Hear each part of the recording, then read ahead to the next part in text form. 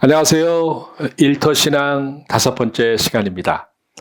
오늘 우리 세 분의 패널리스트를 모시고 오늘 주제는 일터에서 늘 발생하는 갈등, 우리는 그 갈등을 어떻게 보고 어떻게 풀어보려고 노력하는가, 그 부분을 함께 나눠보고자 합니다. 우리 오늘 패널리스트는 우리 이학렬 형제, 그리고 은수 형제, 그리고 오늘 새롭게 오신 민유 자매를 소개합니다. 안녕하세요. 우리 민유 자매 오늘 처음 오셨는데 간단히 좀 안녕하세요. 소개해 주시죠. 안녕하세요. 저는 민유라고 합니다. 반갑습니다. 캐나다에서 초등학교 때부터 캐나다에서 이민 와서 거기서 대학교 잘하고 미국의 직장 생활로 온 우리 귀한 자매 함께해서 반갑습니다. 자, 그러면 오늘 우리가 함께 나눌 우리 일터에서 직장에서 발생하는 갈등, 그 갈등은 왜 생기는 걸까? 각자의 경험을 먼저 나눠주시면 좋겠습니다. 네. 직장 내에서 다니다 보면 어쩔 수 없이 이제 팀 내에서 이제 좀 갈등이 좀 많이 생기는 것 같은데요. 팀 내 안에서 그 분위기에 따라 이제 어떻게 보면 뭐 underperformer들이나 overachiever들이 이렇게 섞여 있을 때가 가장 갈등이 좀 많았던 것 같아요. 그래서 다 같이 120%씩 넣자 하고 overachiever 할 때는 다 같이 또 으쌰으쌰 하고 또 다 같이 relaxed하게 80%만 하자 그래서 좀 코스팅 하자 그러면 좀 쉽게 가는데 그게 이제 섞이기 시작하면 서로에 대한 그 불만들이 좀 생기는 것 같더라고. 나는 이렇게 하고 있는데 상대방은 왜 이렇게 열심히 안 할까? 아니면 나는 이 정도만 해도 만족하는데 상대방은 또 왜 이렇게 많이 할까? 이래서 좀 그런 걸 많이 느꼈던 것 같아요. 저는 팀 분위기 안에서. 또 혹시 다들 직장 생활 하시면서 그런 비슷한 경험들이나 아니면 뭐 다른 일들이 있었나요? 이렇게 갈등을 유발하는? 저는 일단 직장에서는 일단은 다 같이 같은 목표를 가지고 한 회사에서 같은 성장이란 그 항상 그 회사에는 고울이 있잖아요. 네. 예를 들어 매출을 이만큼 해야 된다. 다 각자 다른 성향을 가진 분들이 하나의 고울을 어치기하는 것 자체가 일단 힘들다고 보고요. 저도 뭐 직장생활 엄청 길게 한 건 아니지만은 되게 다양한 스타일의 갈등을 겪어왔던 것 같아요. 처음 직장생활 시작할 때는 뭔가 조직 생활을 거의 처음 하다 보니까 이게 모든 갈등이 약간 좀 다 개인적으로 다가왔었어요. 뭐 트러블이 생기면은 내가 나은가? 아니면 저분은 왜 약간 이렇게 갔던 것 같은데 조금 시야가 넓어지면서 이분이 약간 우리 조직에 약간 좀 스타일이 안 맞는구나. 아니면은 내가 여기 스타일이 안 맞는구나. 다 잘 돌아가는데 뭔가 안 되면 내가 문제인가? 뭐 이런 식으로 약간 좀 저의 퍼스펙티브가 바뀌었을 수도 있고 좀 조직에 따라서 되게 좀 다른 걸 수도 있고 그다음 또 저는 첫 직장은 그래도 되게 좀 큰 코퍼레이트에서 다녔다가 두 번째 직장은 좀 작은 기업을 다녔거든요.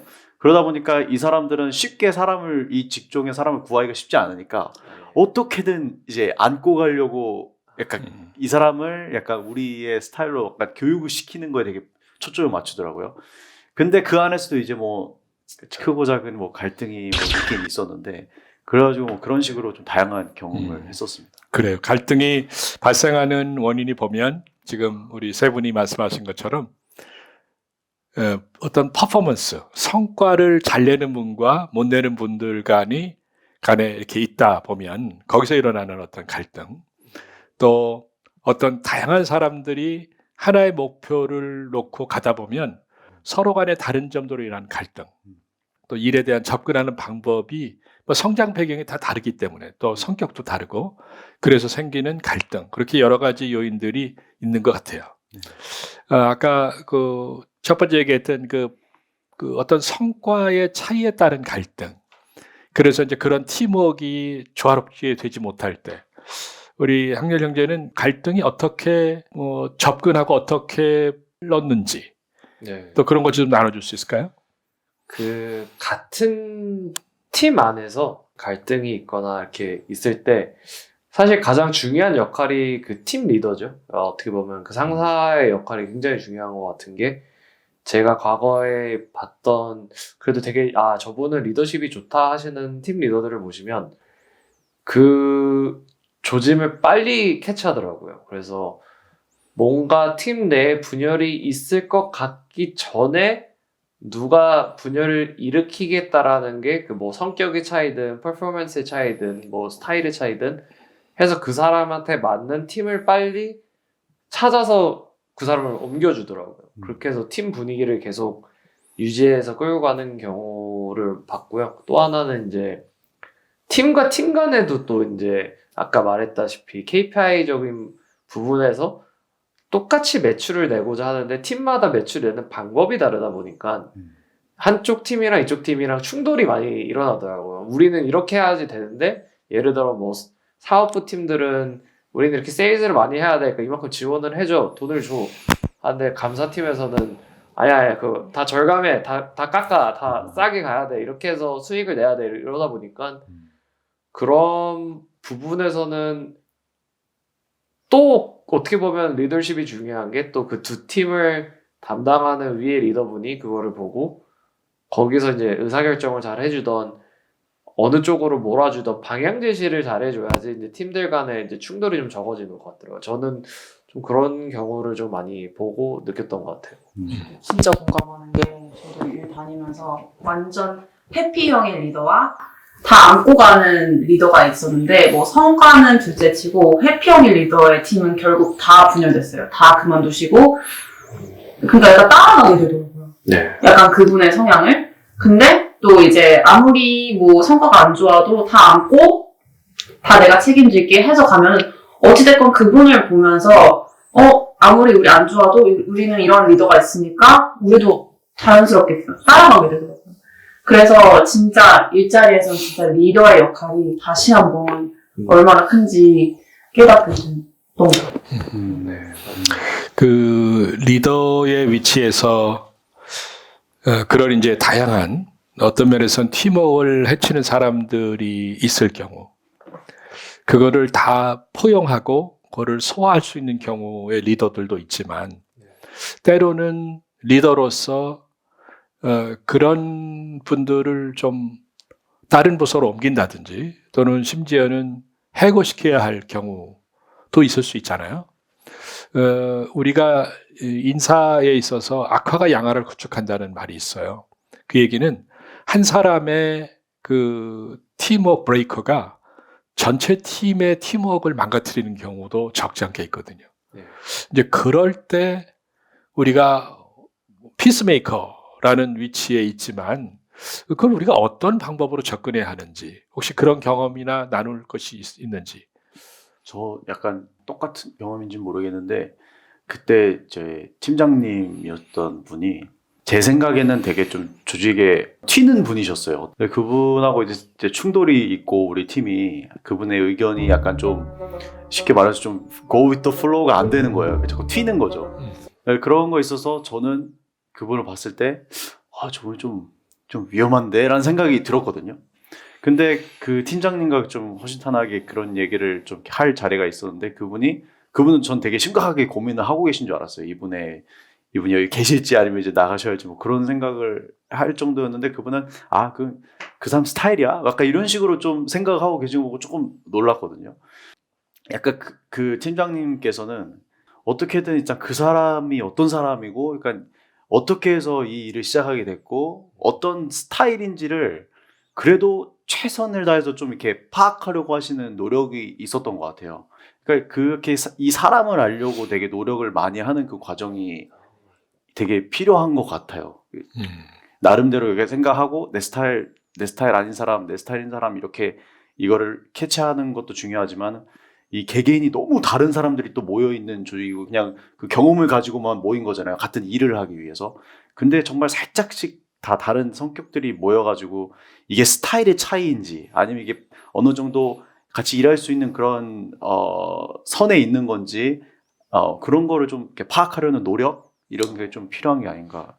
맞아요. 그 방금 말씀하신 대로 저도 되게 동의하는 게 굉장히 그렇게 흔히 말하는 트러블메이커나 조직에 적응 못하는 사람들도 자세히 보면 다 장점들도 있고 강점도 있고 물론 약점도 있겠죠. 근데 약간 기업이나 회사나 이런 조직에서는 어떻게 보면 인재 육성인 시각으로 그 사람의 강점과 약점을 빨리 파악해서 약점을 보완하기보다는 그 사람의 강점을 계속 살려줄 수 있는 그 사람의 잘하는 부분만 계속 밀어주면 그 사람도 뭔가 나를 이렇게 푸시하고 의지하고 나를 신용해주는구나 해서 자기 잘하는 거를 자꾸 성과를 내고 그 주위 다른 사람들도 그 사람이 자기 잘하는 걸 성과를 내니까 그럼 그 부분에서 이제 걱정을 좀 안 해도 되고 그 자기가 또 잘하는 부분 해도 되니까 약간 어떻게 보면 되게 indirectly 문제를 해결하기보다는 그렇게 사람들의 위치나 스트렝스를 이용해서 잘 포지셔닝만 해도 되게 피스가 좀 찾아오는 것 같더라고요. 그런 부분에 대해서 저도 그래서 되게 그 개개인의 그런 거를 이해하고 알려고 하는 그 노력이 되게 제일 중요한 것 같아요. 그래서 사실 그런 게 없어요. 되게 이메일로 많이 업무를 하시는 분들이 많으시대요, 직장인에서. 근데 이제 얼굴을 이렇게 보면서 대화하는 것보다 컴퓨터 안에서 대화하는 그 차이가 은근히 되게 크단 말이에요. 그리고 컴퓨터 안에서만 이제 이메일로만 주고받는데 이제 나는 이런 말투를 쓰면서 이메일을 쓰는데 얘 있게 쓰면 근데 그 사람은 그냥 완전 뭐 제가 알아들었을 때 되게 툭 치는 대로 here you go 끝. 이런 근데 저는 항상 뭐 thank you for your email 하면서 이렇게 하는데 근데 은근히 그게 처음 직장 생활했을 때 진짜 상처를 받았거든요. 왜 이 사람은 이렇게밖에 말을 못하지? 근데 그게 이제 그 사람 입장에서 생각해보면 답은 줬으니 업무는 끝난 건데. 그러니까 처음엔 되게 약간 그 개개인의 약간 성향? 그 개개인의 그러니까 일하는 그게 좀 그랬지만 말씀하셨다시피 그분의 장점은 어쨌든 이 업무는 잘 보니까 그러니까 그런 것도 찾는 게 되게 중요했던 것 같아요. 저는 그래서 내 감정에 이 사람을 감히 평가를 하지 말자 이렇게 해서 네, 그런 적도 있고 아니면 차라리 좀 상처받았으면 차라리 전화를 해서 말로 하면 그 말은 되게 진짜 잘 설명해 줄 때가 되게 많아서 이메일로만 업무를 보는 것보다 차라리 그분 개인적으로 연락해가지고 친하게 지내면 또 잘 도와주죠. 코로나 이후로 또 다 줌 아니면 이메일 다 이렇게 하는데 저도 예전에 어디서 누가 그러더라고요. 대화할 때는 말하는 사람의 의도랑 그 사람의 이모션에 따라 사람들이 받아들이는데 이메일은 읽는 사람의 이모션으로 받아들이기 때문에 그게 글이 좀 짧거나 뭐 이러면 뭐지 하면 이미 전달이 잘못된 거라고. 왜냐면 그래서 그런 부분들이 좀 확실히 있는 것 같아요. 이메일로는 이 사람 이렇게 차갑지 않은데 실제로 대화해 보면 세상 친절한 사람이 그런 경우도 많은 것 같아요. 갈등 관계를 직시하는 피하지 말고 인카운터해라. 네, 그런 얘기처럼 네, 들리네요. 저는 사업을 하면서 조금은 상반된 경험이 있는데 팀워크를 깨는 분들이 있었어요. 그분들 때문에 참 힘들었는데 한 분은 본인이 스스로 그만두었어요. 물론 그만두는 과정도 조금 은혜롭진 않았는데 근데 한 명은 계속 그만두질 않더라고요. 그래서 우리 이제 직원들도 불편해하고 또 일도 잘 안 되고 그래서 제가 고민 끝에 이제 그분을 해고를 했어요. 그 과정이 힘들었지만 때로는 여러분들이 그러니까 직장이라는 게 우리가 천국에서 그분을 지옥으로 드랍하는 것이 아닌 그분에게 맞지 않는 일이면 let him go 해야 되는 경우가 있거든요. 저는 그것을 너무 신앙적으로 어떻게 사람을 내가 내보내나라는 부분보다는 그분을 내보내는 과정이 신앙적이면 할 수 있는 일 아닌가 그런 생각을 갖고 있습니다. 그분에게 충분히 워닝을 주고 그분이 다시 한번 그거를 좀 개선할 수 있도록 시간을 주고 그리고 그것이 되지 않았을 때 본인에게 노티피케이션을 주어서 본인이 뭐 그걸 다 인정하는 것은 아니지만 분명한 사유가 있음을 본인이 받아들일 수 있도록 하는 시간을 주는 것. 저는 그런 과정을 통해서 다른 팀원들도 보게 되거든요. 어떻게 이 직장에서 일하는 것이 옳은 것인지. 저는 그런 과정도 어떤 갈등을 푸는 하나의 방법이 아닌가. 저도 그 부분이 갈등을 인카운트하는 거죠. 그거를 피하는 것이 아닌. 예. 저 듣다가 이제 갑자기 든 생각인데, 저기 뭐 보시는 분들도 다 직장 생활 하시는 분들이 많을 텐데, 분명히 약간 자기가 좀 도태된다고 느끼거나 아니면은 실제로 해고를 당한 경험이 있으신 분들도 있을 것 같거든요.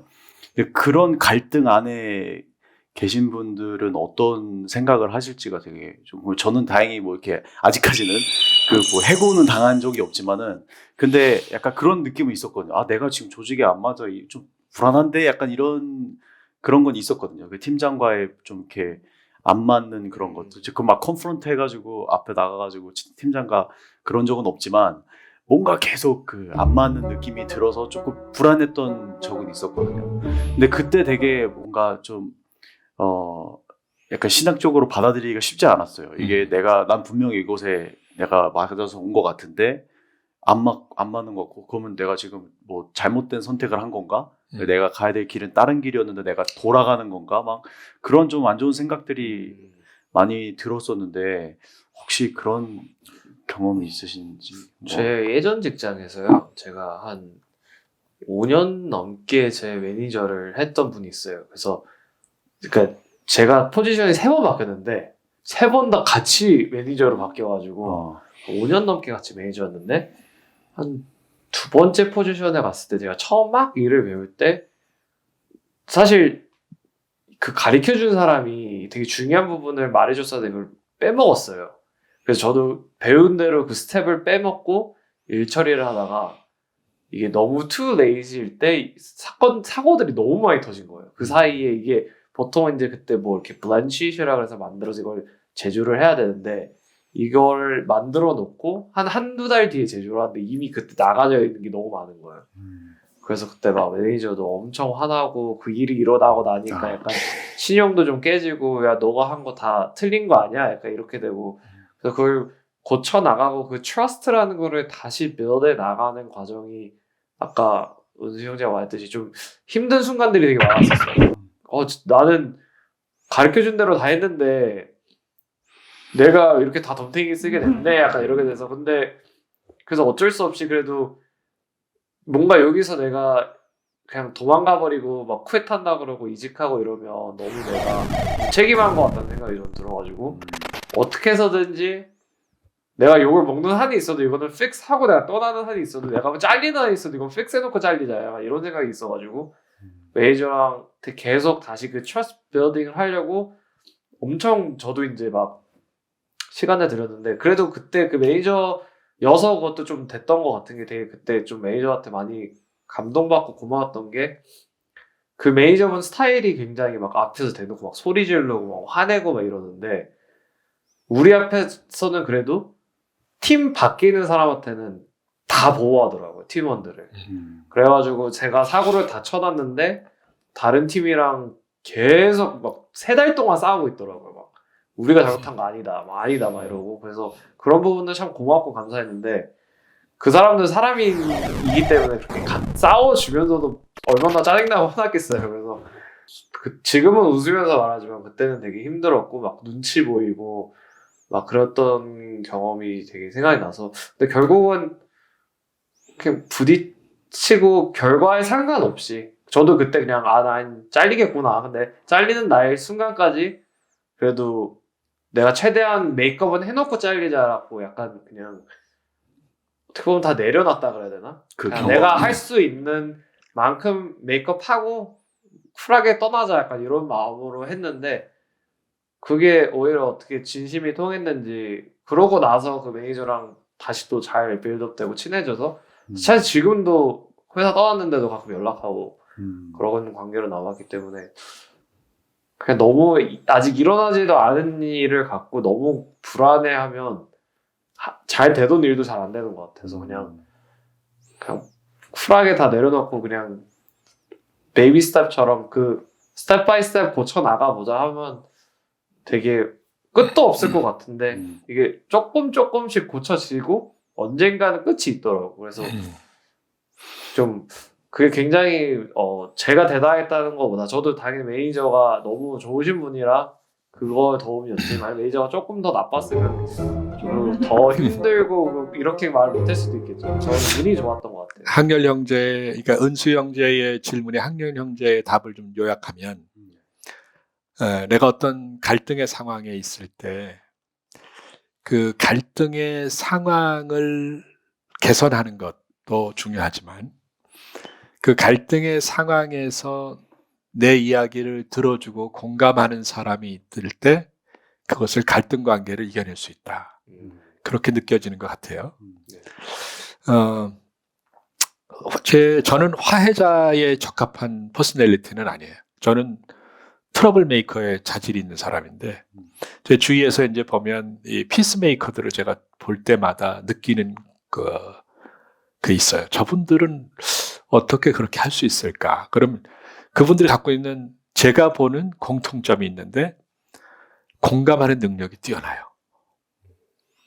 그러니까 옳고 그름의 판단의 능력보다 상대방의 생각을 그게 옳고 그르든 간에 아까 은수 형제 얘기했던 그분은 그 퍼스널리티야 라는 부분을 공감하는 것.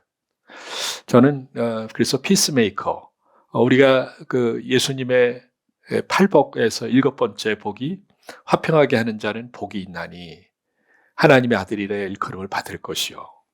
그 화평하게 하는 자의 성품이 그 부분이 있겠구나 그런 생각을 했고, 우리가 그 화평하게 하는 자의 위치에 가려면 그 부분을 우리가 좀 많이 연마해야 되겠다. 저는 그 큰 모델이 예수님이라고 생각해요. 예수님의 성육신, 그 부분은 우리가 보는 그 공감, 엠퍼시. 사람이 단계가 맨 처음에 심퍼티라고 해요. 그 동정하는 마음. 근데 동정하는 마음이 더 업그레이드 된 게 엠퍼시. 공감하는 건데, 예수님이 왜 엠퍼시의 모델이냐면, 우리 사람들을 공감하는 것은 사람으로 태어나서 어린아이로 태어나서 33살까지 몫으로 3년 정도 공생의 기간이 있었으니까 30살 될 때까지 우리랑 동일한 삶을 살았다는 거거든요. 거기서 엠퍼시의 어떤 귀한 모델을 보여준 거죠. 우리가 갈등의 관계에 있을 때 우리가 그런 말 하죠. 그 사람의 신을 신어보라고. 그러니까 비록 내가 내가 동일한 상황에서 동일하게 해지는 않을지라도 공감할 수 있는 능력을 갖는 것, 그것은 우리 신앙인의 귀한 자세이기도 하고 어떤 화해자로서 그 역할을 할 수 있는 것 아닌가 그런 생각이 듭니다.